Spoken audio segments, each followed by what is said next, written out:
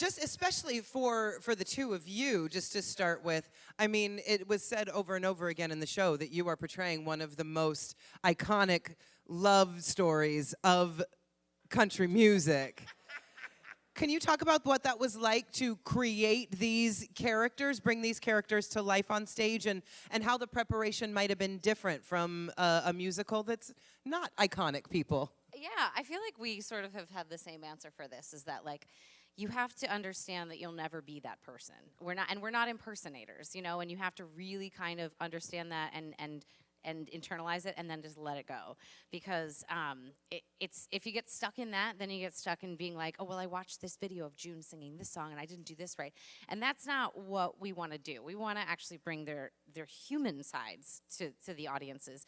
Everyone has seen the performances. You know, they've seen all of the numbers and stuff, and this is all about their actual story. And so I think it coming at it from a personal point of view and perspective was kind of key. I mean, don't get me wrong. I watched a million hours of June Carter Cash in videos and stuff, and that amazing documentary, June, that just came out on Hulu a few months ago, is utterly phenomenal and came at just the right time. I was like, thank you for this gift that came from above. But yeah, I think that's kind of how I approached it. John Carter Cash, the actual John Carter Cash, is involved in this show and has been so wonderful and generous and told me very early on in this process, because we've been workshopping this for almost 3 years now in New York. Before this is our first production, but you know, it's gone through workshops and rewrites and all of these things. But he told me very on, like point blank, in the most like charming John Carter way, he was like, "You're never gonna be my dad. You're never gonna be my dad." But honestly, that was the most freeing thing that he could have said. I grew up listening to Johnny Cash. I'm just a dumb hillbilly from Texas, but like, you know, within the confines of this like massive personality and this character, I get to be myself. I get to fill in all of the parts that I wasn't there for with my own experiences. And like Patty said, watch a million hours of YouTube videos. I watched every season of the Johnny Cash show. It started in '69 and went all the way through like 74, 75, I think. I only watched my part. Classic Patty Murin. So yeah, that's kind of, you know, you kind of grab onto some footholds where you can, like some classic guitar moves and poses, and but everything else you just kind of fill in with your own experience. And I do want to expand on that just a little bit, if you don't mind, and wondering, how do you pick and choose? Because you've both said you can't do it all, you can't take on every single mannerism. How do you choose what you're going to embody and what you're going to take a little bit more just license with, artistic license with? The way I think about it is like if you guys have ever been to New York City, you'll see on the street corners these caricature artists, and you'll give them, used to be $5, it's like probably 30 now, but you sit down and in 8 minutes they hand you a cartoonish picture of your face, right? Well, what they do is they look at you and they grab onto like a few things that kind of pop out, and they embellish those. So, you know, I've already been a guitar player for many years, and so, you know, all of his guitar tricks were really fun for me to, like, you know, he plays a lot like here and does a lot of neck stuff and like goofy things. But yeah, it's whatever kind of jumps out at you and what feels right in your body, where you can kind of mold those two together is the way I approach it. Yeah, I think it's a lot about getting the essence and the vibe of the person right. I also think that I have it probably a little bit easier because not as many people are as intimate with June.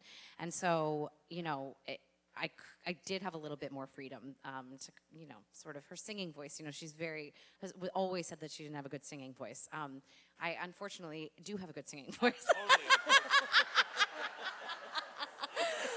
I'm like really good. But like, it's an odd problem to be like, okay, I have to figure out also like how to make it so that you actually want to hear me sing. You know, I'm not fully taking on, even her own son was like, Mom could not carry a tune, you know? So, it's not true at all. But I think that you know, because she's out there much less, you know, and so I had an easier time and I could make some things up and whatever. But I do think that just getting that general spirit of her was kind of key. Thank you. And so the two of you have been involved from early workshops. As you were saying, you've been involved for the last 3 years, Chris, from the beginning. Corey, you've been involved for a while as well, yes? Same as these two. Do you want to talk a little bit about some of the changes? And you're playing multiple real people in the show. And if you wouldn't mind talking about the evolution of the piece over the last 3 years. Yeah, it's been really cool. For me, this is my first time getting to do a project from the very, very beginning. We've all been there from like the first like readings where we just sat in a room and just read it out loud. And it's been amazing. There's been a lot of changes. One of my favorite was there was actually Louis Armstrong was the character in the show, and I got to play Louis Armstrong, which was really fun. And me and Chris actually sang a song together, which remember that? Yeah, and they got cut very early on. Which actually was a good thing because I was I did the Louis Armstrong voice. And I was happy because that voice was very hard and my voice would be gone by the end of the day. So, things like that have happened. When we first started too, it was really interesting because every song, there were a lot of songs that have been cut and whittled down a lot. But when we first did the first reading and going into the workshop, the first workshop, the second workshop, they just kept whittling down the songs. But with the first workshop, we did the entirety of every single song. Do you remember that? I do, and I miss it. Yeah.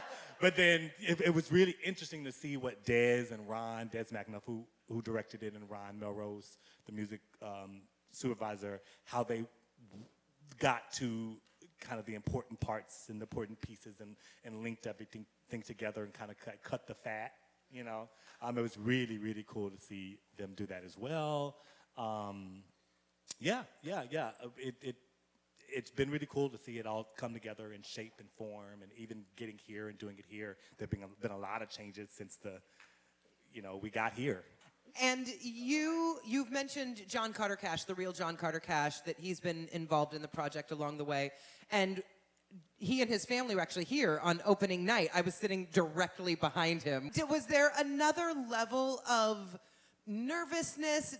Was there another level of anything, just knowing that the real John Carter or the members of the actual Carter Cash family were in the audience?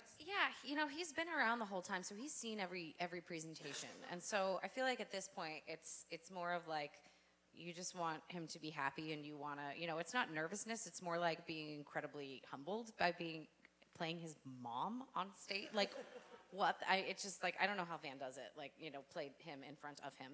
And the thing, his daughter is 6 and mine is 4, and they met and they instantly hugged each other and were like best friends for life. Aww. And this Grace Cash looks just like June. Like, it is a spitting image of June. And looking at that and then hearing her mom be like, oh, she's, the show about her grandmother, it just puts it in such a family personal space, that you don't really think of when you're looking at it from the outside. And I feel like you kind of just think about all of that, all those connections. His wife also mentioned how powerful the image was of, during Ain't No Grave, of you and, of Johnny and John Carter, and then also his uncle that he never knew, because he died way before, and I was like, I just have never thought about it like that before. So it's been, honestly, I think, really cool more than anything for me. That's amazing. I'd like to pretend that I wasn't any more nervous than usual, but I mean, of course I was. It's John Carter Cash, and I'm trying to portray his father, which is just absolutely insane. But he has been so generous and kind through the whole thing that there's always nerves on opening night too. That's another. Even though we've done the show 20 times before it, there's something about the energy and the thing that always kind of gets the heart racing a little bit more. So yeah, I was a little trippy. I made some flubs. I was a little back-footed. And you all had audiences really earlier than most when it comes to the new development process, because at the request of Des, we added, I think, 2 more invited dress rehearsals than we normally have. What does, a question for all of you, what does the audience bring to the show when you've been running the show in the rehearsal hall, you finally get into the theater, and then you're still just running it for the creative team? What do all these beautiful folks bring to the Literally show? everything. Having y'all is the most important step of a process because we're all beating our heads against a wall in the rehearsal room. We've done this thing a million times for Des McAnuff, who just sits there. And laughs at his own jokes. Yeah, and laughs Yes. at his own jokes. And we're all, we've been rehearsing for 4 weeks and we're just like driving each other insane. The room is driving us insane. And so like always the missing piece is the audience because I can't explain to y'all how much we can feel your energy. Like it is a very palpable experience on stage and every audience has their own energy. Every city has their own energy. And so we can pick up on that and read that and use that. And we're all on this ride together. Y'all can't get off. And yeah, I guess you can. You could just walk right out. We can't get off. No, you're in it. You're in it for the long haul. Yeah, wait a second. But yeah, y'all are the key ingredient. And it is such a blessing when we get to step out on stage and see faces and feel hearts beating. And it's massively important. So thank you. I mean, the audience literally dictates the pacing of the show. And so you're in a room trying to pace a show, and it's actually impossible. You always try to do it anyway. No one has learned that it's not possible. But then when you get that first, length of songs, length of applause, jokes, what are they going to laugh at? And it does change every night, but you get after you do it a bunch of times for people, you get a good sense of what it might be and what you should kind of plan for. And that is like, it literally we make changes dependent on that in previews. And actually in this show, one of my favorite things to do is, if you remember in the opening of Act 2, I come out with this ginormous gun. And I sit right here and I get to watch all of you watch him sing Folsom Prison and Boy Named Sue. And I say it all the time. Oh yeah, I get to see the Yeah, you got me inspired, Patty. You got me inspired. First of all, this is one of the funniest women in the world. It makes me laugh so much. But yeah, I just love watching you guys watch the show and watch them perform. I literally just sit and watch you and see people smile, clap, do whatever you do. So you're very important to us. Speaking of changes, his gun changed like 4 times it just kept getting bigger, and now it's gradually gotten smaller, but yeah. Howitzer that he carries on stage. Cody, actually, while you have the mic, can you talk a little bit about, you mentioned that you all are preparing from offstage and watching from offstage. Can you talk a little bit about what that preparation is like when you're in, and really if you could help some of us understand the difference between an onstage understudy and an offstage swing and what that preparation is like for you all as offstage swings? Yes. So we are all offstage swings, which means we will only be in the show if one of the onstage cast is not able to do the show that night. So like me, I cover Corey, I cover Bart, and I cover Drew. So pretty much anybody who's not this guy or John Carter Cash. And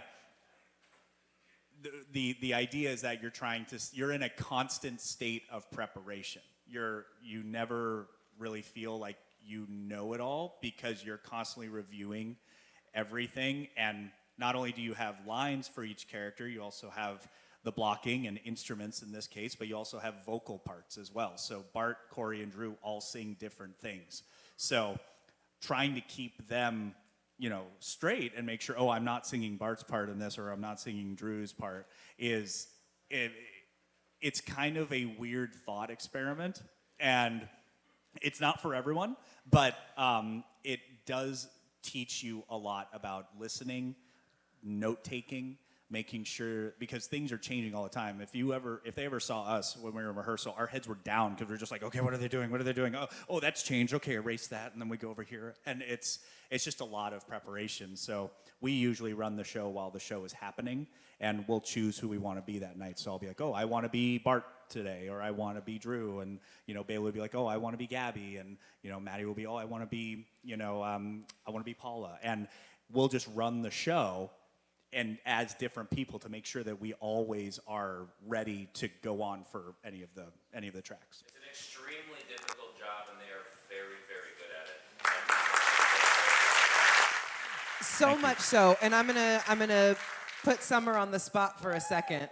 Because so much so, normally they're doing that whole process that Cody just described, and then once the show is open, then we will have what we call understudy rehearsals, and that's when the understudies really get to come in and work their tracks on the stage. That doesn't happen until after the show is open. However, Summer went on for a couple of performances last week without having had that opportunity, just based on what she had learned by watching during rehearsals, and crushed it. She was phenomenal. So literally, we could not do what we do without our swings and understudies. So thank you all so much for your dedication to this. It's the hardest job in any theater you walk into. It's the hardest job in that building. Absolutely. I was in the military, and this is harder. So I have one more question before I come to you all and turn it over to you for questions. The thing that we're all wondering, are you really playing the instruments? yes. I'm definitely playing the auto harp, and it is now my personality because I think I'm very good at it. Your album comes out in the fall? It'll be all Taylor Swift covers. On the auto harp. Patty Miriam sings Taylor Swift on the auto harp. Yep. And Patty, did you learn the auto harp for this production, or were you an auto harp player previous? I think in a previous life I was probably an auto harp player, but not in this life. No, I learned. They handed it to me, and I was like, yes. It's not the most difficult instrument in the world. Let's be real, okay? Oh, I grew up It's with like a mother who played the playing auto the harp. guitar. You're like, C chord. All I have to do, it's buttons. But it's really fun. It's really fun. Yeah. And Chris, you're really playing guitar up there? Oh, yeah. In fact, we spent so much time with Des trying to figure out how to make sure y'all knew we were playing. That's why we put all of Van's solos in. That's I play alone on Singer of Songs, just so everybody knows my guitar's plugged in. We have a band behind us, but it's us as well. We're all playing together, which makes it even more difficult. We've got these monitors here because they're all on a click track. But we can't hear a click because we're not in their in-ears, so we're listening to them here and all trying to figure it out together, and then sometimes you guys start clapping and it's just slightly offbeat. Sometimes it's on, sometimes it's great, but sometimes it's like, and I'm like trying to listen to the monitors and playing, and I'm trying to remember my choreography and like where my exit's coming up next, and it's just like chords flying everywhere. Friends, I'm going to come to you and see what questions you have for our company here. So the question was really about the age progression throughout the show, that we got older and then younger and then older and then younger, and what was your approach to the different ages of the characters, because it really did feel like we could see you aging and de-aging throughout the 2 hours. Yeah, I think a lot of it is posture, or even just how fast you move, or how much, like, obviously, like, younger June is super energetic, and she is just hopping all over the stage. But then as she gets older, it's more in front of a microphone. But I really do think that I feel like starting with just slowing down is helpful. And I think I'm lucky, too, because I get the hair and the costumes that actually reflect the time that we're in. And so I feel like that helps me, because I can feel, the way, like, when I'm wearing a ponytail, when I'm wearing a little more of a chic bob, or when I have long hair, that actually, shut up, I hate you. Just let it go, Chris. A chic bob. That's her cover art for the album. She's in a chic bob. But like, that, and the clothing as well, because as I age, it definitely is different clothing. And so, I feel like I kind of got the real good end of the stick there with that. because that just helps with physicality. How many wigs do you wear throughout the I course wear of the play? 3, one of which was added the week before we started previews. Yeah, because I had 2, and then they were like, what about a middle look? And I was like, yes. Was and it the that's when chic I got my bob chic that bob. got at it? That's when my chic bob came into Another unsung hero in the theater world are wig makers. Those things are made hair by hair. They are sewn one single hair at a time. It is incredible. That's a really, really excellent question, and I'm so glad you asked it because we work hard on things like that, sort of the intangibles. For me, it's all about pace. Young Johnny, at the end of his first song, is very excited to be in front of the audience, and and then by the time he gets older, it's much slower. I drop my register. My voice gets a little huskier, gets a little deeper. That's just an affectation. My walking gets slower. I develop a little bit of a tremor in the right hand. Things like that, because you're right, there's nothing we can do here, and it would be weird, I think, to like go off stage and put on a bunch of makeup. I don't think that's not the spirit. So it's just about finding small little tricks like that, but pace is a really important one. Slowing down, the motor is just a little slower inside. But that's a really astute question. Thanks for asking that. And I love the response from the audience when you mentioned the tremor. We noticed it. We noticed that tremor, yes. My friend here, yes. So I wonder about the process of finding you, because in your case, you had to not just sing, but act and play. So was there a casting call that went out across the United States, and how much competition was there? We're not privy to like how many people were seen. All I can tell you is that 3 years ago, my agent called me on the phone. I was coming out of a show, and she said, hey, you play guitar, right? And I said, yeah. She said, can you go home right now and put something on tape? And I said, yeah.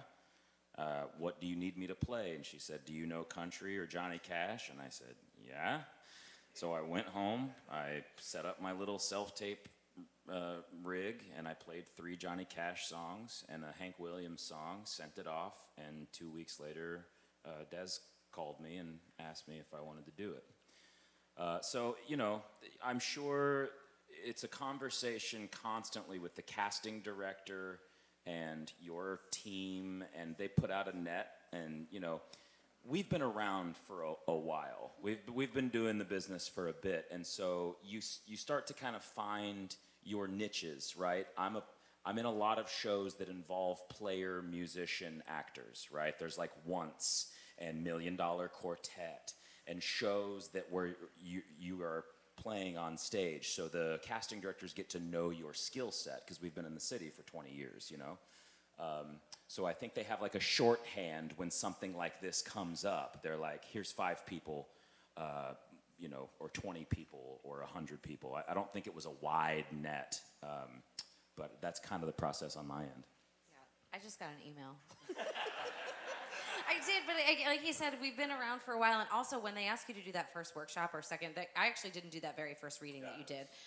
They don't have to keep you. If you don't work out, they can just not ask you back, and that happens all the time. I mean, I feel like we probably on this stage have a history with every single show that's currently running right now. Whether it was I was in that very first and so that it's not risk free for them, but at the very worst, they got somebody in there to do it for 2 weeks and work out some stuff before they had to go and cast somebody else. So yeah, the casting director, I've known her forever, and I've auditioned for Des for like 1 million times, and I give him a hard time for never casting me in anything before this.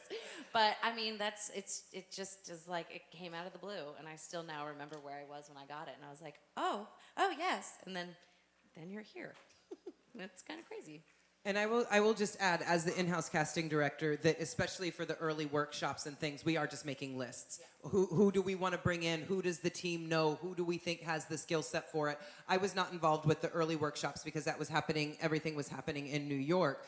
But as Patty was saying, each workshop is an audition, essentially, to see if this feels like the right fit. And it sounds like you all made the cut.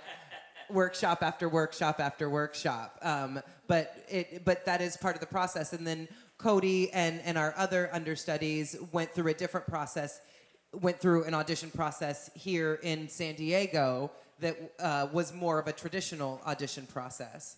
Being part of San Diego, you're kind of sent emails as like, hey, do you want to understudy? Are you interested in this? Are you available?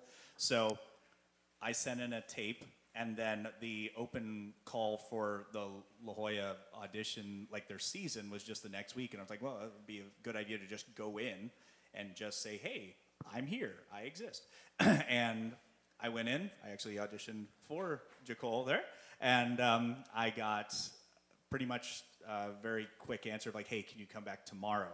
And I was asked to come back about 3 or 4 times. I had to put stuff on tape, and it was quite an extensive process. But yeah, that was my process. And I mean,